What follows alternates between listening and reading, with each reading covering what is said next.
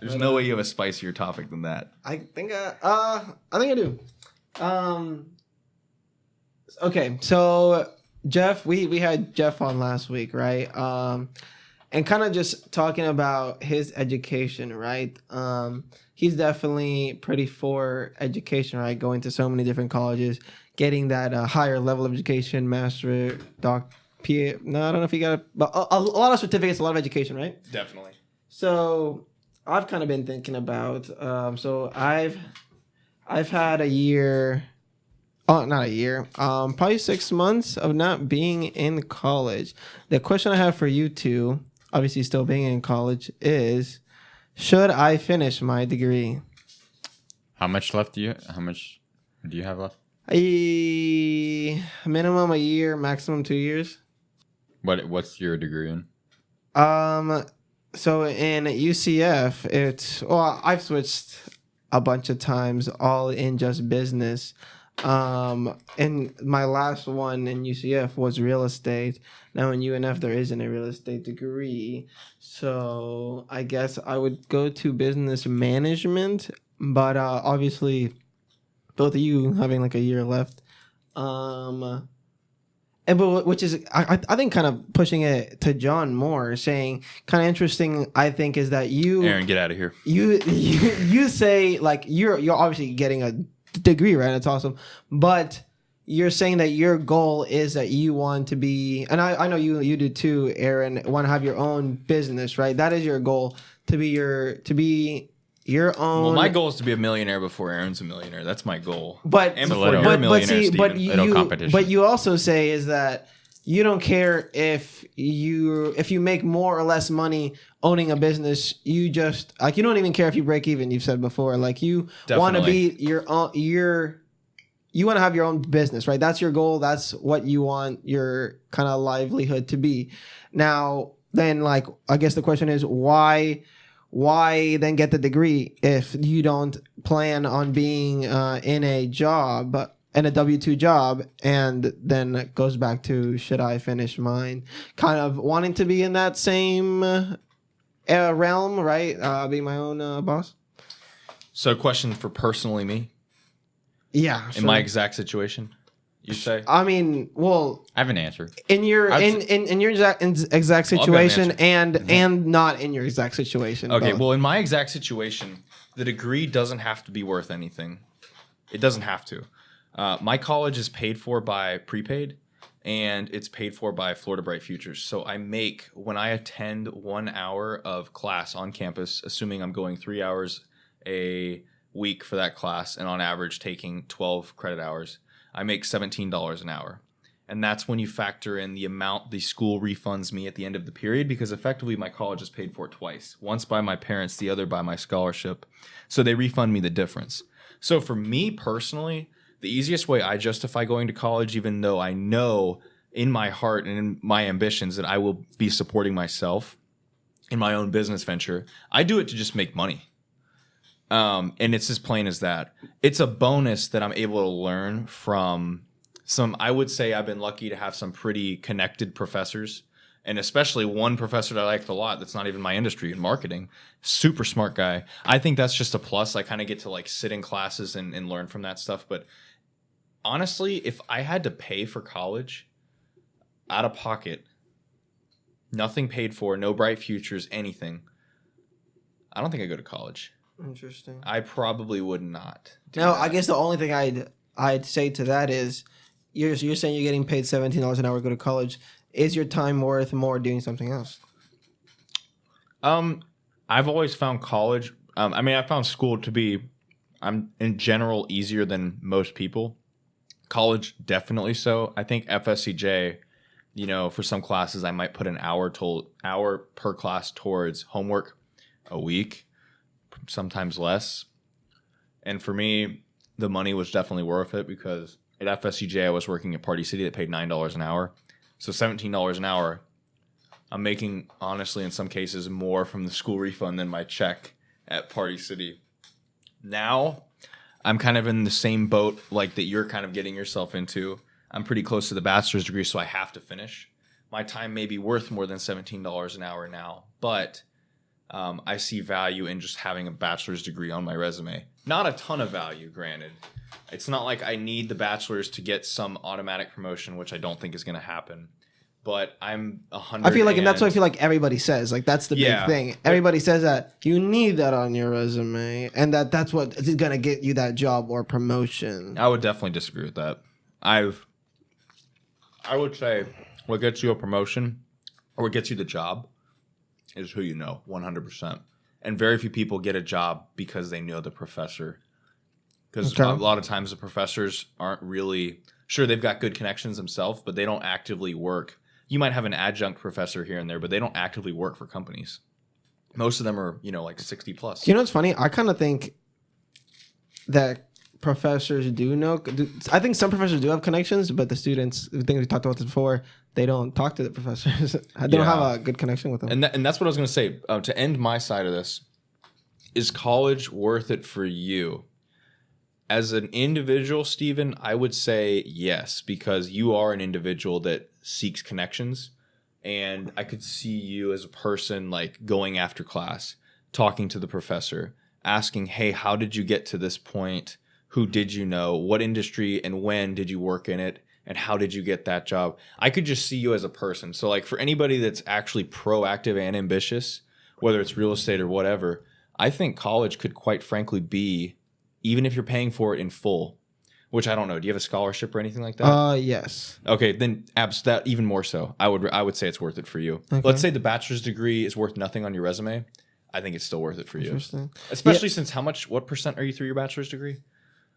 Little more than 50, maybe 60, Because 65. there is like some added value to the bachelor's degree being on your resume. For I'm not sure, saying there's a lot, 100%. but I think you as a person, if you're a reactive type of person, I wouldn't recommend college. I think college is literally just going to be a 4-year vacation, like Gary Vee says. You're not going to get much out of it. You're going to go because your friends go. But then you're not saying going that while to. getting a degree, which is, I think, the irony. You get a degree, but then, I mean, it's still up to you right when you graduate to find a job with it. So. And a lot of people don't. Like, that's the other thing. And that's like, a sad a lot thing. of people don't use their degree. That's when I kind of think it's stuff. But then kind of supporting the degree, I'd say, John, like, you didn't know anything about logistics before going into this field, right? So like I feel like a degree has helped you a lot. It's definitely helped me for this job. Like but I don't, and then like you saying that your first business, right? You wanna own freights right now and like expedite, right? Be in the logistics part of like your business. So like your pretty much first company, right? Has kind of come through what you've been learning in college, right?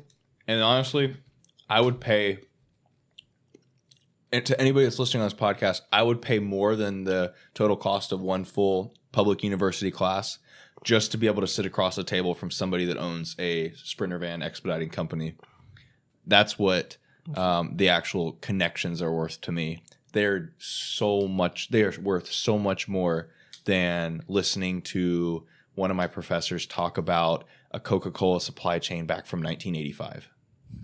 And honestly, when you talk about I think that's like the worst thing about college is that all you get are these examples that are either very old or don't give enough detail to what the job actually is. One of the things Just like that critical right. thinking problems. in all the books and stuff I've read on business management, one of the greatest things that you can do to keep your business alive is adapt.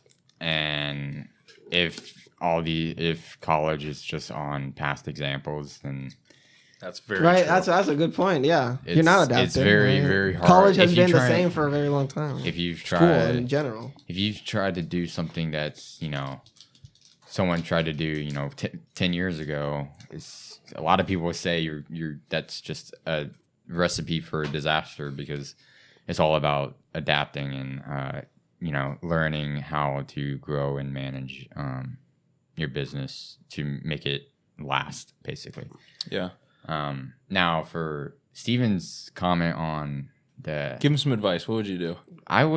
Give me I some think advice. I think college is a good stepping stone to get in the door. So it's like a doorway to certain things, but because I mean, like, you can meet a lot of people in college, and it's one of those places where it's like you meet your like-minded people, and you have the professors, things like that. But I think the real advantage that college has is the job fairs, the Okay, that is an added resume. benefit. I wasn't thinking about that. the resume builders, the career, classes, things like that. But wouldn't you Now, say? granted, I did take a career class that I basically learned everything before in a book. So So it's funny. In UCF, But you're required to it's- take 4 career classes. And Wow, they're- that's it. So it is a requirement. I was Yeah. just about to ask Aaron that.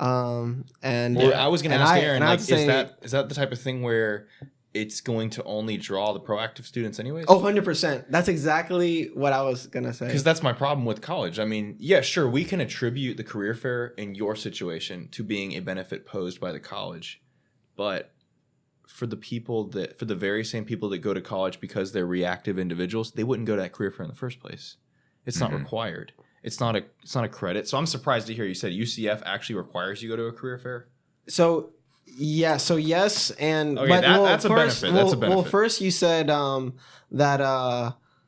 that do you have career fair classes? There's career classes in Okay. UCF, and like in those career fairs, you need to get like a certain number of hours in like going to fairs and stuff like that.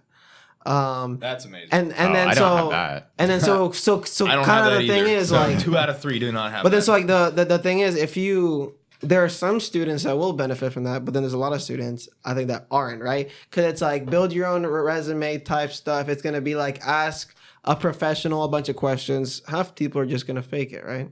And I have to say kind of me, and it's like again, yeah, like what you said. A lot of that stuff you can find out in like a book, right? In like a 30-minute book, and they kind of spread it into the 4 classes. 3 of them I think are only 2 or 3 of them are only 1 credit. But then the big one is kind of like that freshman one, blah blah blah. It's actually interesting because my class that taught people how to do like at the end. I think the very useful thing of that class was at the very end it actually went over resumes. Like you give your resume, the teacher will like critique it and things like that. But then again, you're teaching. You're not a recruiter.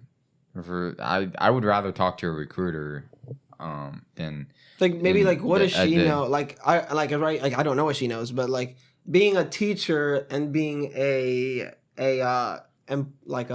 working in HR, right, or whoever is accepting employees, like they might not want something that has been in the curriculum for years, that Definitely, should yeah. be they think should be in a resume. yeah. Aaron, for context, how much of your college is paid for, and then what percentage is like scholarship or prepaid or what? Off the top of my head, I think I have the medallion or the lower tier one, whatever that one is. It's like academic. So and yeah, then- on the dollar they usually cover 82%, Yeah. 82 cents of every dollar for tuition expenditures. Mhm. So that's pretty good though. Yeah, I have that scholarship. So, and then I also have prepaid. So that kind of covers So you make money going to college. sort of. So Steven, like I think- in this situation where you're speaking to 2 people that literally go to college as a job. So, but I live in a dorm, so I do pay out of pocket. So, but that out of pocket's like $1,000 maybe for the whole semester. Okay. So I mean, so that it's was not- kind of me too. I think the government pays for all my colleagues except for housing. Like I was pretty much the only thing I had to go out of pocket was for housing. Housing is Yeah. housing is one thing that's not covered by Bright Futures. I Yeah. believe. Yeah. Bright Futures is a scholarship for Florida. If you get SAT score, all whatever. our international, All of our, for those listening in Florida China, lottery. That's For those basically what it listening in pays China, for. we hate you. But if you want to listen to us, You can't just, Anyways, hey, I'm just saying that because not people the listening pe- in China. Well, you can't say the people who live in China because that's not the people we hate. The people we hate is the government. Well, the people of listening China. in China, they're obviously not the civilians because the civilians can't have internet. Okay. It must I be like the your government. point. I'll agree So with I that hate one. you. I'll agree Winnie with the that. Pooh. Winnie the Pooh president. Anyways, Aaron, what were you saying? Dang, Yeah.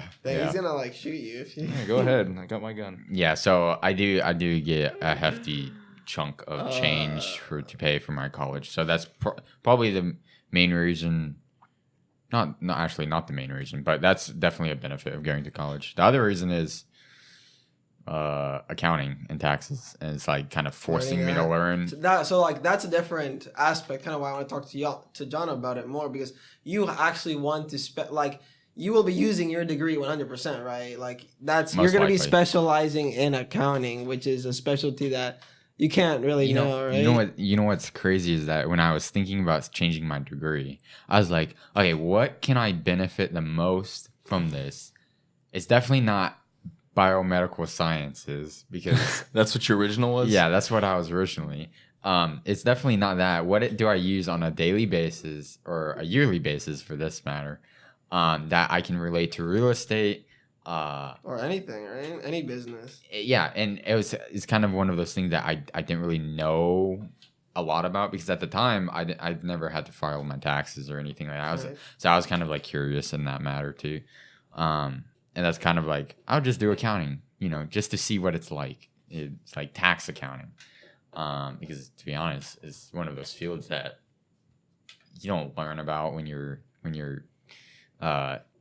in high school and things like that because you learn chemistry, you learn all of this other stuff. You don't know how to write a check or file tax. Yeah, so finance kind of intrigued me, so I went with accounting. So that's kind of why I did that. But Wait, initially, what were you going to do with medical science? Were you gonna be a doctor? I was gonna be Or a biomedical, pharmacist. whatever. Actually, Pharmacist, I was okay. planning Kinda on like going through into your mom. pharmacy. Big Yeah. respect for that. way. Yeah. So my mom's a pharmacist, so I kind of wanted to go with that path. But to be honest, chemistry, like I was good at it, but I hated it. It was one of those Yeah. things where it's like I look in the book, I'm like, God, I hate this. It's like every time I do this. So that's kind of why I switched. That'd But- be so awesome if you were still on the pharmacist path. I don't know if we'd be having this podcast, We wouldn't.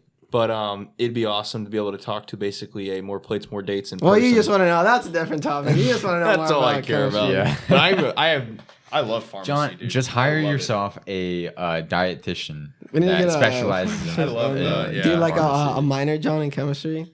I would. Oh. I would honestly. That'd be great. Speaking of minors, I was looking at what I can minor in or my mom brought this up, right? And to minor in something, you only need 3 credits in. Sometimes, yeah. It's Yeah, really- it's like a minor in business, which is probably the easiest one that I could go for. All you need is or minor in business management probably, but all I need is 3 more extra classes that I need to take. and you get the Yeah, minor, so okay. you get And that then other minor. check mark on your resume, basically. Yeah, so it's. What would you minor in? I have no idea. I was supposed to look at it, but it's probably going to be something in Management, just marketing. off the top of my head. Any of those real estate. Does business Tampa have management, does USF maybe. have a real estate program? I don't know. I think so. Yes, John, I got 2 more They questions have- for you they have after this. like concentrations in real estate. So Okay. I don't know. They might have a real estate thing, but so John, so in August, will you be in full-time classes plus working 45 hours a week in TMC? And mowing yards, unfortunately, yes. What is kind of your schedule for full-time classes and that's I feel bad for you. It's definitely like do gonna be, you have like all night classes, right? Do you They're have all to go night. to any classes at two, UNF? 2 of the classes are in person, and those are the harder ones. I'm 2 kind of of the curious. What do you classes in- take? Okay, what are those 2 classes you're going to be taking in August? ENC ENCs. 3102. It's like a business professional writing 2, something that's like in that. the English. Really? department, It though. is. It's my ENC? last English. Yeah. How many English? Really? You It's have my to do last another one? Yeah, it's mandatory. How many did you have to take a different ENC2 by any chance? Yeah, That was ENC 1101 I got to skip, and then ENC 1102 I took at FSCJ. and then there's another. Really, I'm surprised. I can't yeah, believe it's you know. the upper level. Yeah. You know, it's funny. In ENC2, my paper was on.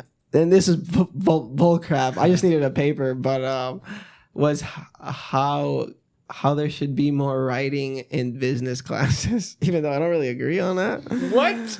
But like, yes, No. I had to write Fun like a fact, 10 mine page. was on why we should be actually keeping, like the spikes downtown that prevent hobos from sleeping.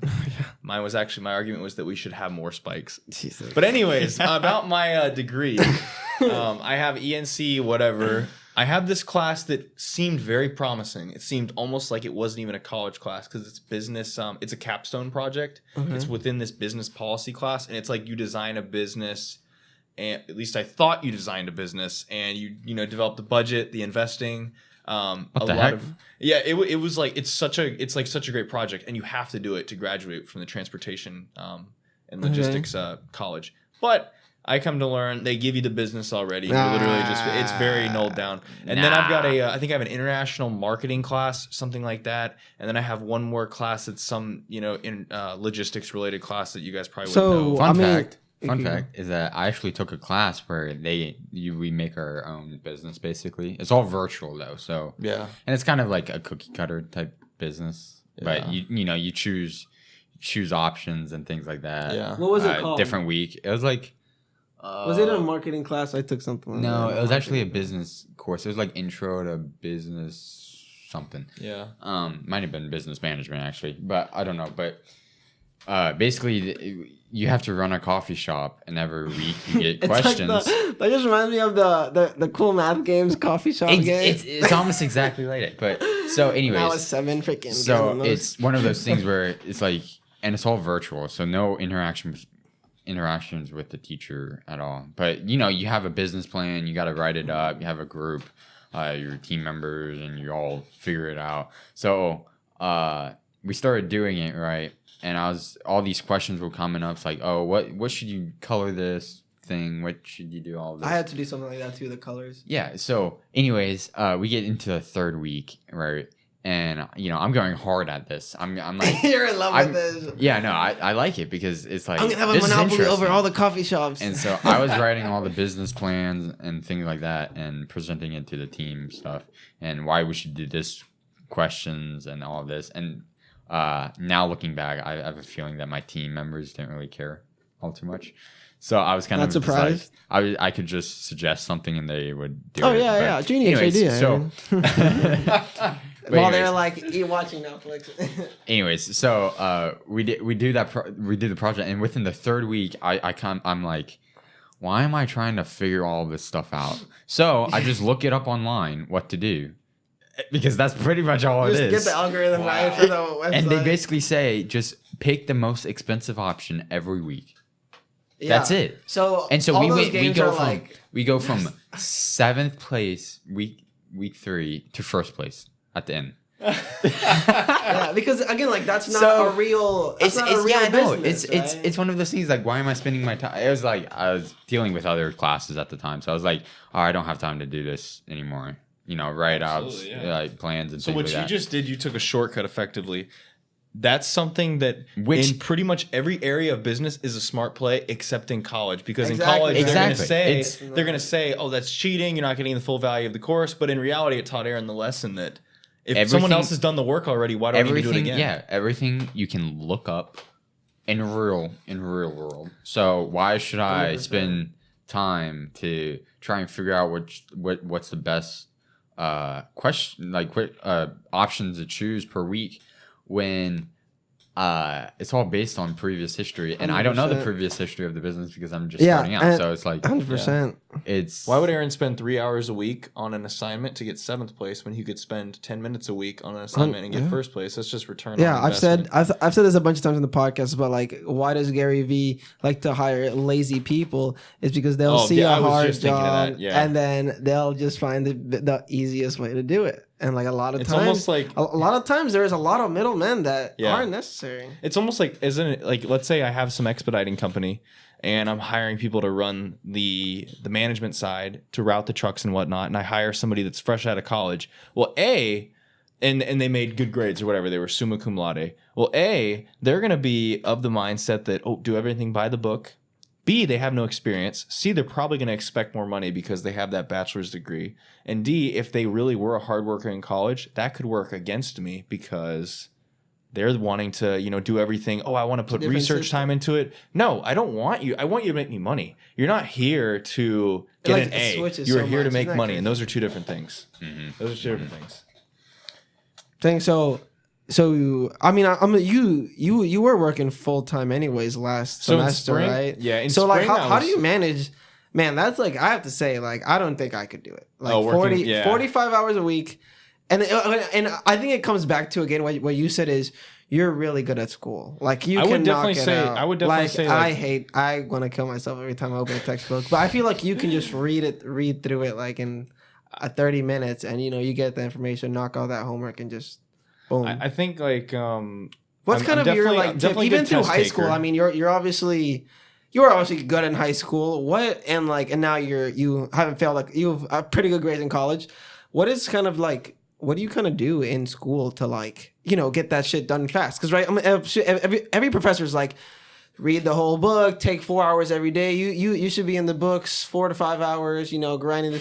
See, Obviously nobody does that, right? But a lot of people. So some I people. think there's some kids in there that do it. I mean, Yeah. I don't think that many do, and Not many. I think I think most people study for like an hour, but out of those people, some people get A's and some people fail. yeah.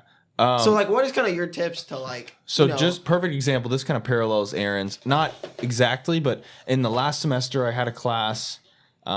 It was supply chain management, and every single week it was an accelerated class, so it was done in 6 weeks, which means you had like 3 homework assignments a week. Halfway through the semester, when I actually took the time to look at the syllabus, which effectively I look at a syllabus, specifically scroll down to how much everything's worth, and then I honestly can like mentally assign, okay, doing the homework makes me this much money per hour. Studying for a test makes me this much money per Oh, hour. that's interesting. Well, how you think of so everything. I wouldn't even monetizing count it this for stuff. money. I am- I'd count it as how much. I How count much it time as is it going to whatever. get me I to count like it an as A? time. Like, I mean, like, how much money do I is now have to time, do to get an A? basically. Well, let's say I value an A as $1,000. If a test being 60% of that A, studying for a test is worth a potential $600. Homework worth 10%. The problem with that class was there was 3 homework assignments a week, and each homework assignment was a 500-word minimum response to a prompt. And all 6 weeks, there was like 15 of these homework assignments total. After doing all 15 of those, that's 15 500-word. That's like 500 words is a full page, or a full page and a half if it's like double spaced. That's 15 of those for 10% of your grade. Halfway through the semester, I just completely stopped doing them. And I believe halfway through doing that, my professor messaged me saying, hey, did you want to submit any of these late? And I just didn't even respond to it. I mean, and you still got a good grade on the class. I still got an A in the class. Because That's awesome. I instead Well, of see, putting, that's the instead of scary- putting time towards doing this 500 word papers that was worth relatively nothing, You graded I could on the put that test, class. right? Yeah, I could do. I could just study for the test. For maybe 2 hours and not be burnt out, and then get infinitely more points. Like it almost felt like studying for the test was like cutting grass, and then doing homework is like working retail. Working at Party City, kinda? Working at Party City. So for me, that's how I relate it. But then you're gonna have some classes where they're smart. They don't assign any homework. They don't assign any classwork. There's no participation. They don't care if you show up. It's all tests.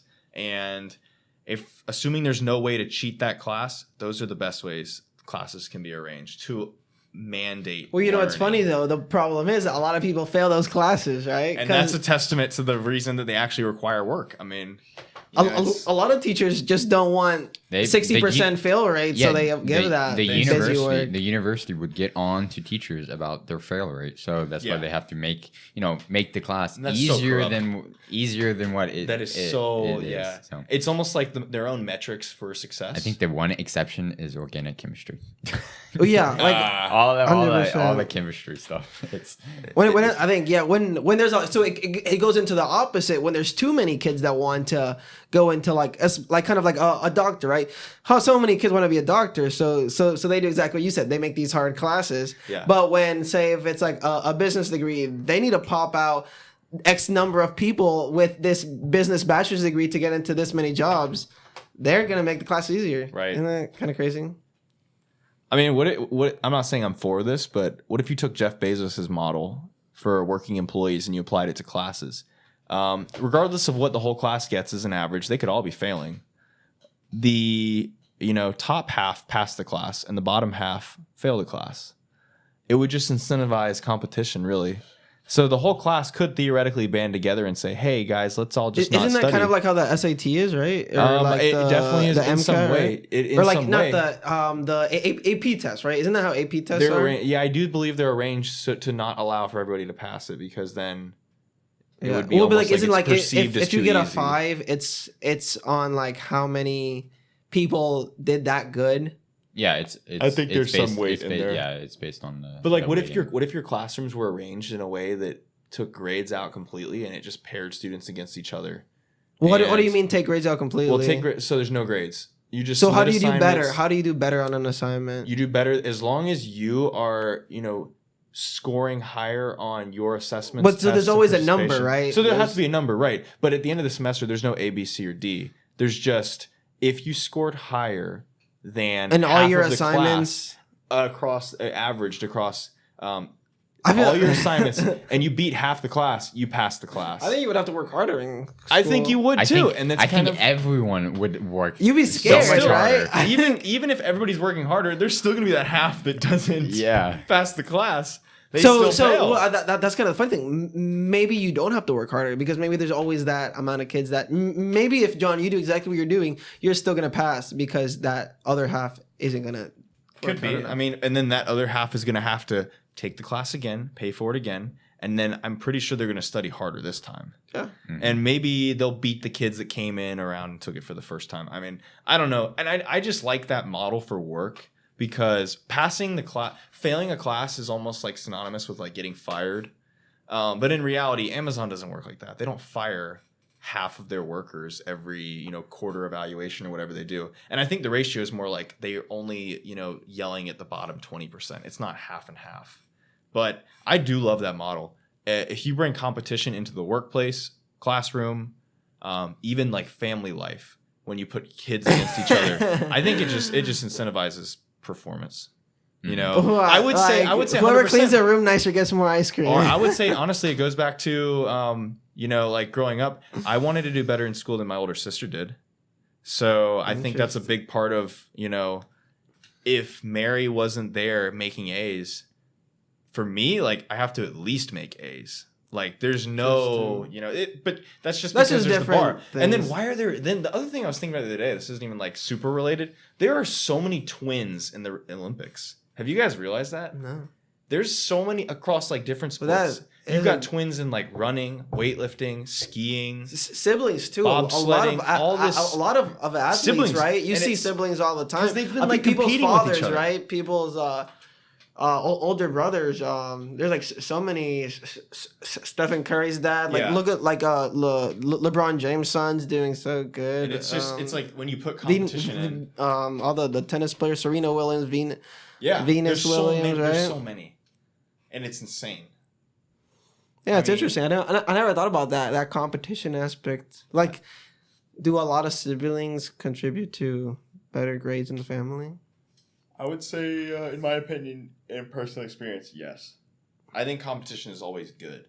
Yeah, I mean, 100%, Unless, right? That's the whole capitalism ideology, right? Yeah, and I mean, if Is I own a competition business is and there's too much being- competition, it's not going to be good for me because I got. Oh, 100%. I gotta, but it's going to be make good less for money. everybody else, right? But, it's going to be good for you the know, consumers, right? And that's why, what. and that's why I'd move my business, or I would do whatever I need to separate myself from the competition. Which, if you think about it, if I make a shift in my business that separates myself from the rest, well, I just solved a completely different problem now. So it's still better for everybody. 100, yeah, now exactly. I'm creating exactly. solutions. 100%. I'm creating solutions, 100%. not necessarily because I love creating solutions, but But you because have I to, want to right? make money without having to be You worried have about to, my competition. 100%. So, Yep. But then that's where you get into you know who everybody. doesn't have competition? Cuba.